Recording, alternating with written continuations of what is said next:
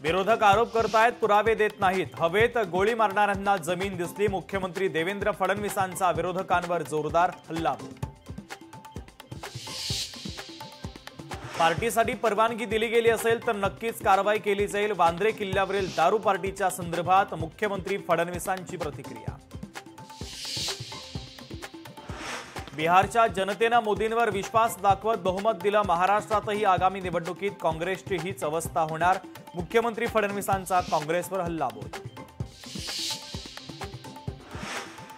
कोकणामध्ये आगामी निवडणुकीसाठी शिवसेना भाजपमध्ये युती। लांजा नगरपंचायत राजापूर परिषद निवडणुकीसाठी युती।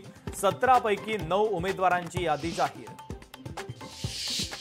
सत्ताधाऱ्यांचे माझ्यावर विशेष प्रेम। माझ्याऐवजी ईश्वरपूरच्या अपूर्ण विकासाला टार्गेट करावं। जयंत पाटलांचा विरोधकांना खोचक सल्ला।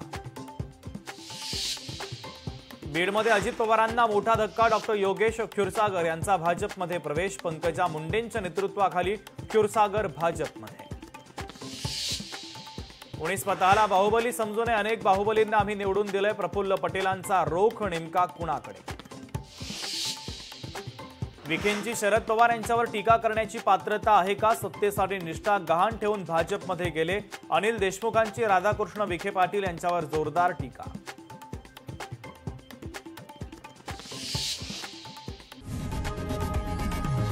लोकशाही मराठी ऐका, पहा, जागरूक रहा।